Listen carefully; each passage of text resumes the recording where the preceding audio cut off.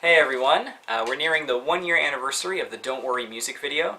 So thank you to everyone who's watched it so far. We've gotten such great response and feedback from you guys, and it means a lot because we couldn't be more proud of how the video turned out. So to hear that you guys are enjoying it as well, it just means the world to us. But a lot of the comments we're getting back from you guys are things like, how did you come up with the idea? How did you do all the shots? Was it really one long continuous take?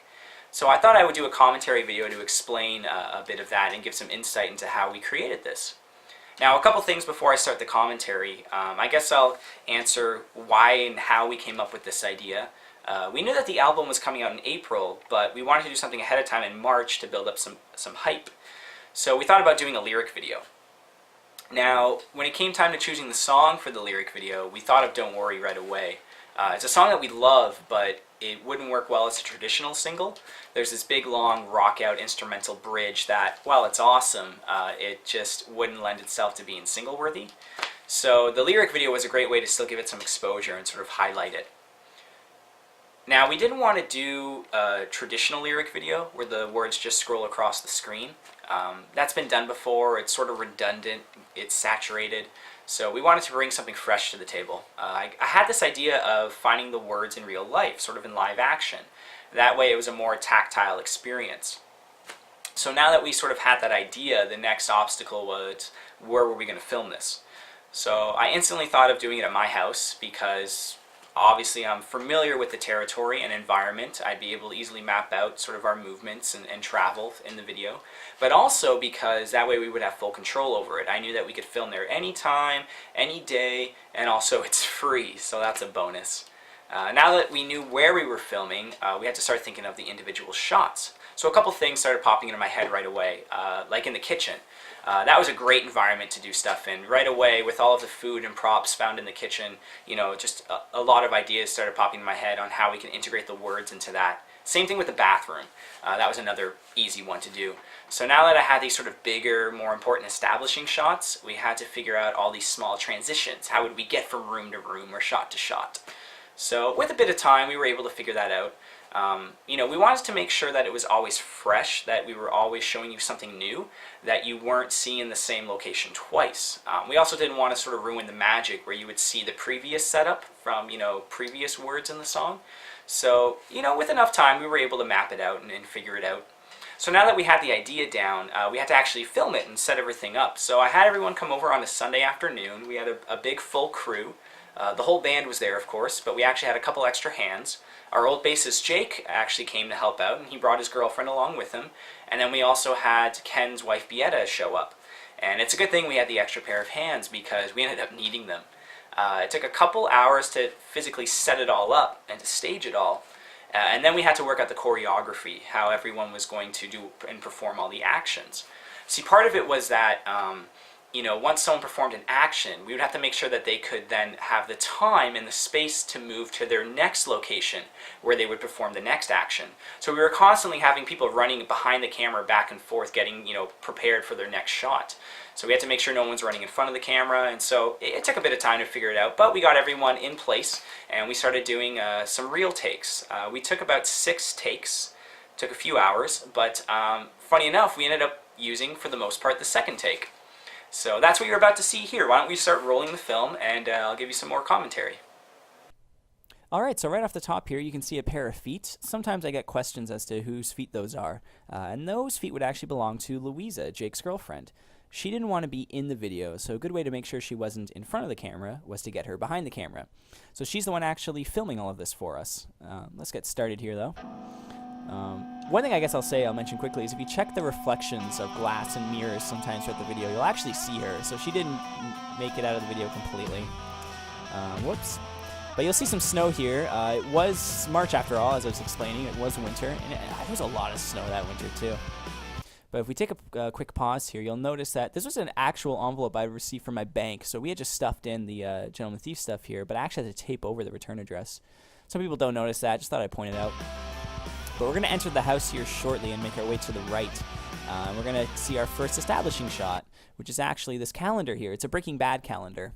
I believe Tuco was the month of March. But this was my roommate's calendar. He was nice enough to let us put all these letters and gunk it up. So thank you for that. But yeah, I think that this does a great job at establishing what the video is all about. That you're going to see these words in real life. They're going to be tangible. So just a great introduction there. Oh, now this shot. I love this shot. Isn't this the most beautiful gunky thing you've ever seen? I don't know who built and set up this shot, but they did such a good job at it. You know, of course, with the all the markers, it's really messy, but just this splatter. This was Alphagetti juice. Later in the video, we use Alphagetti, and you'll see that. But just they had taken the juice, the soup part of it, and just splattered it everywhere. It looks perfect. And that banana peel, oh, what a nice touch.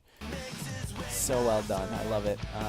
This next shot has a funny story to it as well. So Ken was the one who had put up all these Post-it notes. He had wrote down the lyrics, and when we were doing some of the practice takes, someone noticed. They're like, wait, that's not the lyrics that you sing, Ken. That's off. You need to change it. He's like, what do you mean? Because I think he had she couldn't leave him faster.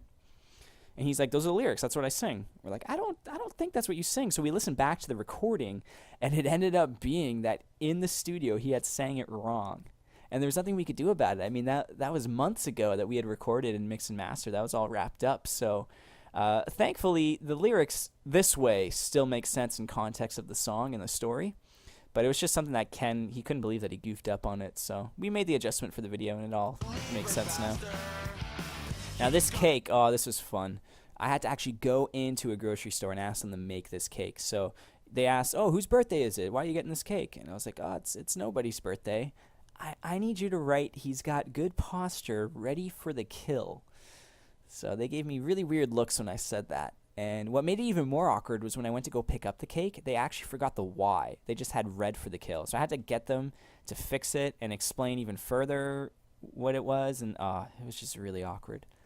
But, you know, these are the things that we go through to put out this content for you guys, so you better appreciate it. That cake was good, too. We ate it afterwards. This shot's awesome. I believe Louisa was the one who cut up these vegetables here. I have to point out this O. I love that O every single time, just that onion there. Such a perfect touch. This here, the Jell-O. Oh, it's a little out of frame. Can we go back a bit? So anyways, I mean, not much to be said about this. I'd made this the night before. Obviously, Jell-O takes hours for it to settle. So although this could have been wet, there's no reason why this couldn't just be liquid. But it is real Jell-O. And I ate it afterwards, too. It was good. But I just laid the letters down, poured the Jell-O on top of it, and let it freeze or refrigerate overnight. Now this shot, you know, I don't have many regrets with this video, but this is definitely one of them. I wish we had lit this up better somehow. You get a lot of the shadow here, and you can't really read the souls intertwined. It's obviously Alphagetti. We had just found the letters and let it dry out. But yeah, I wish we could have got better lighting on it. But, you know, we were making do with what we had. Oh, and this part here, I love this. So you see the little ketchup dip there. That was actually, if we go back here a bit, so that's Jake who does the ketchup dip. He was the one who had to actually go buy these fast food fries, so he wanted to be the one to be able to do the little dip. So as we race across there, you'll see it gets really blurry, and the reason is because we actually speed up the camera footage. How we did the whole video, actually, is we took the song and we did it at half speed. So the song, you know, we'd be playing it in a speaker. I believe it was Bietta would be holding a speaker behind Louisa the entire time, so we knew where in the song we are. But it was playing at half speed. But sometimes we would get a bit out of sync. And that's a hard one because Louise had to run from the kitchen to the stairs. And so I just sped up the footage to kind of resync everything back on track. And that's why I got a little blurry. But this next part here, we're going to be going up the stairs. And the problem with my house is the stairs are very narrow. So Louisa, when she was filming, she couldn't really step that far back from these posters. So they're not in perfect frame. And that's just a fact of, you know, there's nothing we could do to really change that. But as we're going up here, you're going to see, of course, this is Angus Young of AC/DC. We have James Hetfield of Metallica there. That's Jack White. That's Derek of Sum 41. And then, of course, we have, that's Slash from Guns N' Roses. They were all just posters that I ripped out of Guitar World magazines that we just put up on the wall there.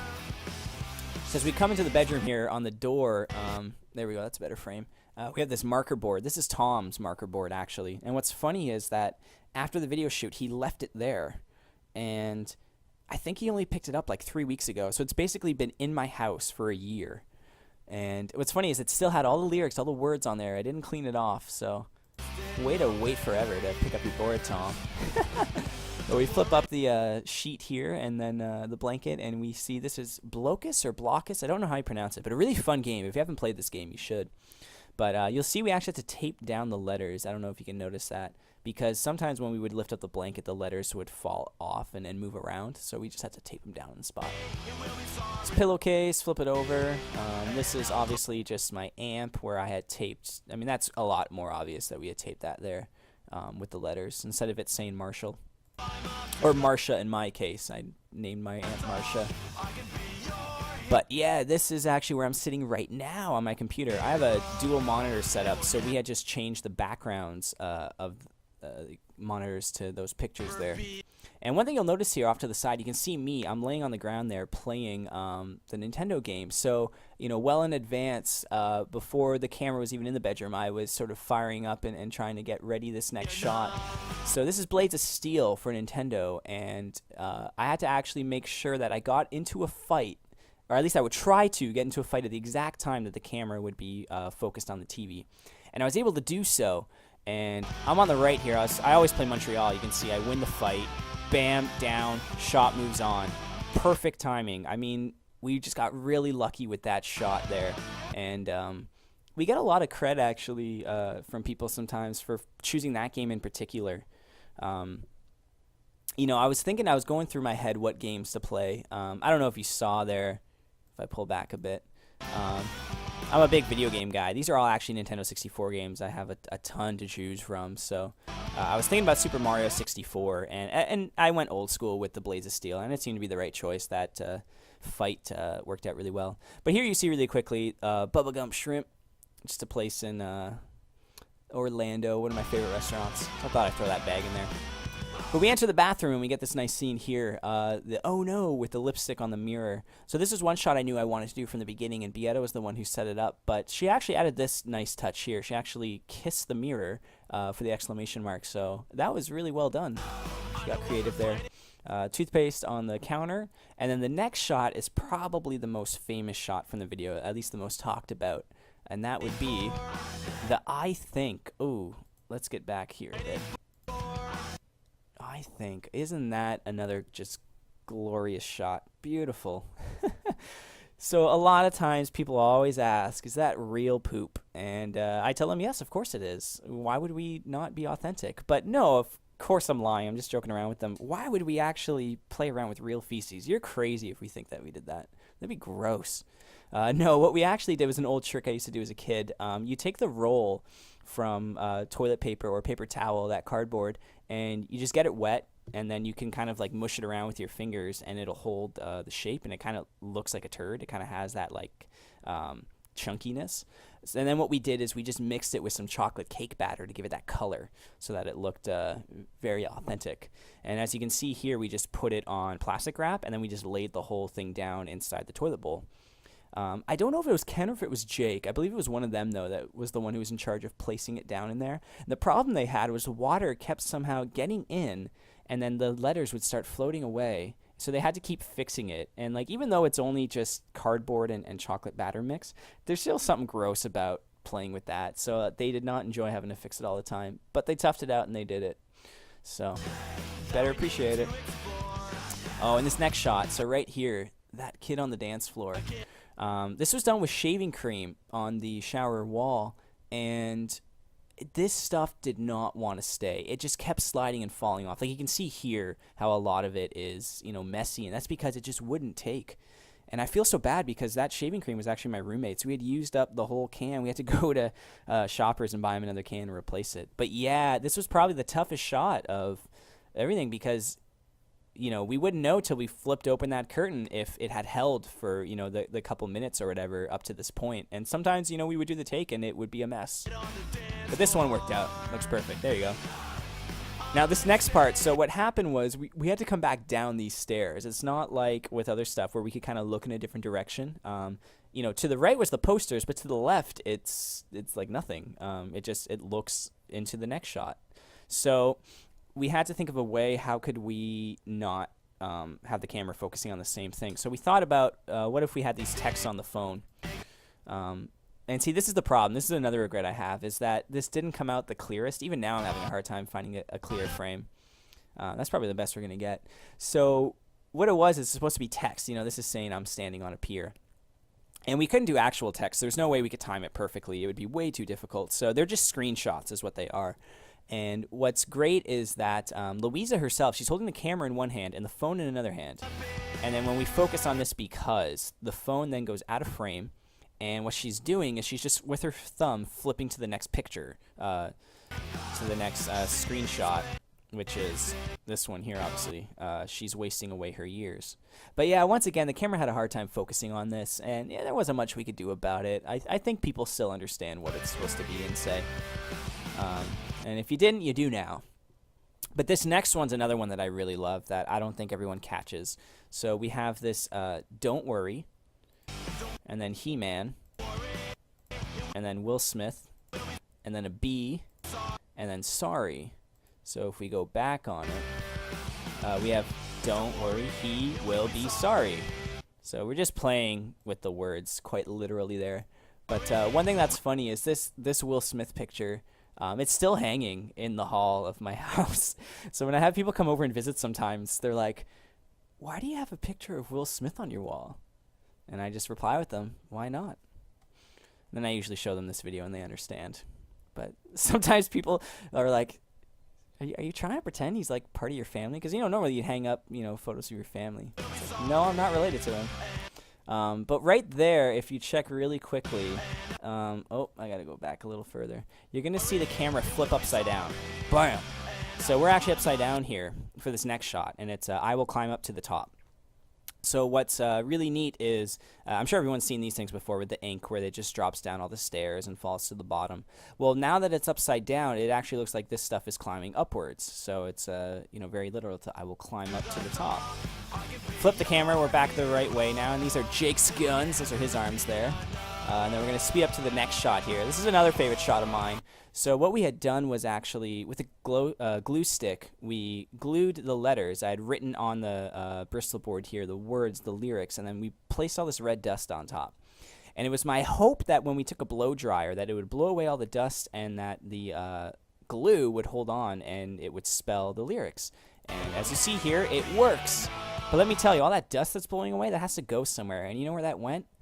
All over the place. My house was a mess for like weeks afterwards. It was still cleaning up that stuff. So another annoyance that I had to put up with for you guys just to make this video. But here's this big long rock out part where there's no words. So we had to find a way to make it entertaining, to still be doing something. So I thought about just focusing on the record player here. It just happens to be in the next, you know, as we're walking across it anyways, we just check out this record spinning. Which this is a Stoke Extinguisher by NoFX. You can see the Flatliners and the Dirty Nil there as well. I just received those in the mail recently, so they happen to be laying out. Now here is where, as we're going across to this arcade cabinet, you actually see me, and that's another regret I have. I didn't want you to see, like, in full shot or full frames or anything, people, because that's the whole big reveal at the end of the video, is that we're finally kind of standing there. The whole time it's supposed to be this kind of mystery, like these random hands coming in and out doing all these actions. But you can see me for a little bit. But one thing you can notice, it's blurry. I mean, I'm not in the shot that quickly or that well, but what you can notice is I actually have the guitar already strapped around me. So we had to plan everything ahead of time. I'm ready for the basement segment that's coming up because we had no time to waste. But as we get here onto the arcade cabinet, oh, I almost get eaten by the ghost. Then I grab the power pellet and I eat the ghost just in time. Like, that was perfect. Just kind of like with the Blades of Steel up in the bedroom. Like that, we were going to just shoot whatever happened. And we just happened to get a good take of it where it did exactly what I wanted to. But here as we enter the basement, this is where we cheat a little bit. And everyone always asks, was this video really a one-shot video? You know, like one take from beginning to end. And for the most part, yes, but this is where it isn't. See, the problem was this was the second of 6 takes, and it was perfect for everything except the basement segment. What had happened was, coming up, there's this glow stick star, and initially it was taped to the ceiling. Well, on this second take, I guess at some point it had fallen, and it was on the ground, and it just kind of shook us up. It wasn't where we thought it was going to be, and we kind of stumbled, and we weren't able to really recover that part, so it didn't work out. But everything else before and after that was really good, so we kept it. But for this right here, this is where we actually cut to another take. So you get a point like right here where this frame is black. And this is where I can very easily cut to another take and you won't notice. And that's what we did. I think it was the 4th take is the whole basement segment. Whoa, wait, whoa. Oh my God. Okay, I'm just noticing this right now. Okay, so do you see this right here? Oh my God, I can't believe I've never noticed this. This right here, that's Dylan's bass. That's leaning in the corner. But then we're going to turn the corner here and Dylan's going to be playing his bass. So like how did it just teleport from there to, around his, to on his body? So clearly you can see this is 2 different takes, but oh my God, that's so funny. I never noticed that. Okay, well, there you go. So it must have been actually after this, as I'm turning the corner, where I cut the frames, to another take. Probably like, oh, yeah, see, I don't know. I think I saw it really quickly disappear there. Wow, well, there you go. A little bit of movie magic. But this part, okay, this is a lot of fun. Let's see if I can get a good frame here. I'm trying to pause it when the strobe is on. I'm doing this in Windows Media Player. I can't go frame by frame. Can I? No. Alright, I'm wasting like forever trying to do this. There we go, finally. Okay, sorry about that, guys. But anyways, this is Jake just dancing around. I told him sort of how to dance. I wanted him to be really kind of like alien-like and just really weird movements with these glow sticks here. He's wearing a Freddy Krueger mask, just from an old Halloween costume I had. And behind, you can see Ken and Dylan's behind there as well, just sort of rocking out. We got some glow sticks sort of placed all around. We just had to think of how are we going to, be entertaining for this minute where there's no words happening. And I don't know why this became an idea, but there you go. It's pretty fun. And then we have Tom here, hands him a glow stick from the one side, and then Bieta hands him a glow stick from that side.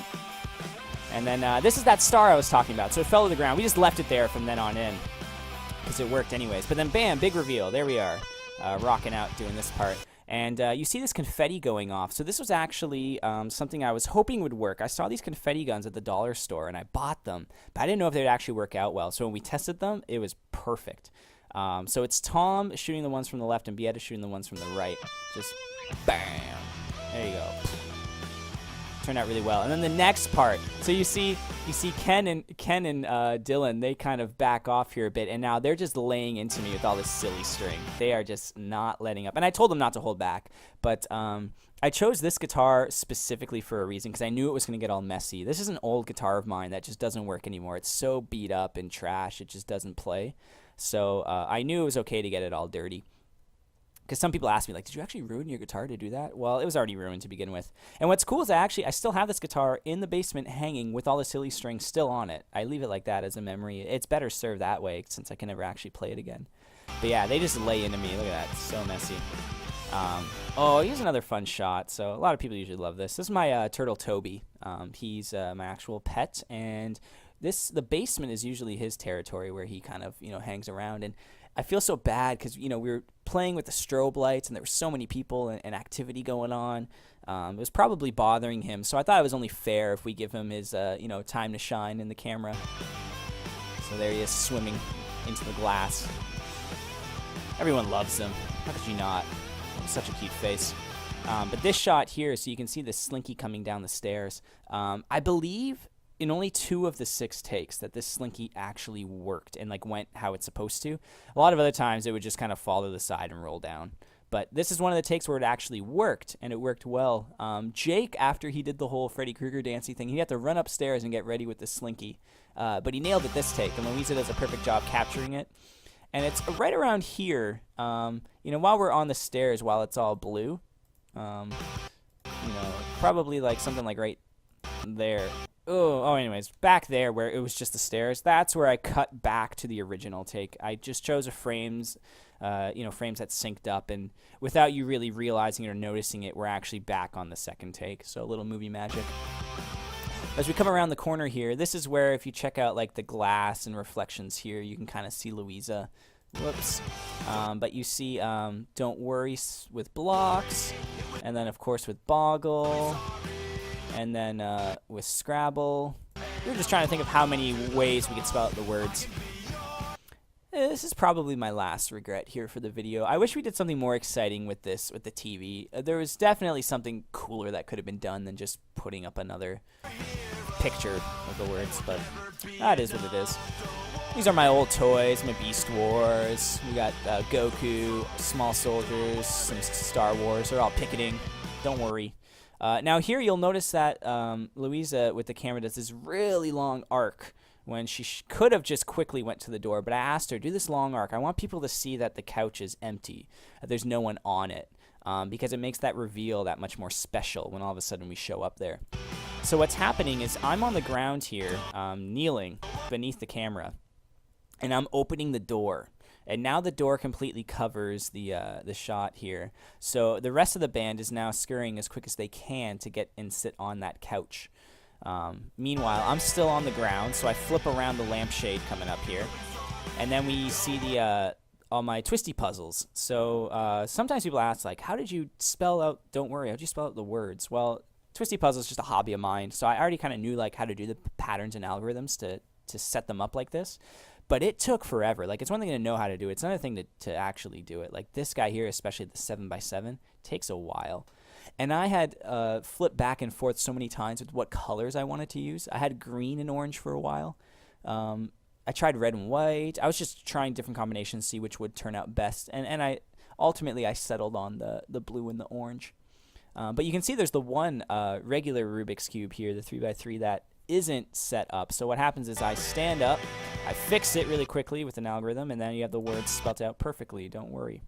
But then camera pans back and reveals the whole band. So for the first time, you're getting like in full view and shot, sort of all of us here, that big reveal. And that's going to be the end of the video. But one thing, if you notice here, okay, this is really funny. So Dylan, he's coming in here for a fist bump, and I'm with Tom here. So Dylan misses the fist bump, and then I go to try to fist bump him, and let's look at that again. Oh, dude, we're like the whitest people ever. Oh my god, how awkward is that? And then whoop. So someone, I think Jake, threw Ken the glow stick ring there because he was wearing it when he was doing the Freddy Krueger thing. So he's just spinning it around, and we're just having some fun. And then if you wait a couple seconds, you get this extra bit at the end. Did we do it? Did we get it? And yes, Tom, did we get it? Yes, we got it. Oh, that was a lot of fun to make that video.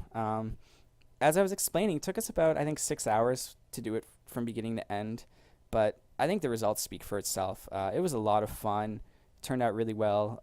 Couldn't be more proud of it. So hopefully going through this commentary, you guys enjoyed it, and it gave you a couple questions and answers and some insight into how we did it all. And stay tuned, definitely. If you like this video, we have ideas for more on the way. So thank you very much for watching it. It means a lot to us that you guys care this much. And take care. Anticipate the next video. Thanks.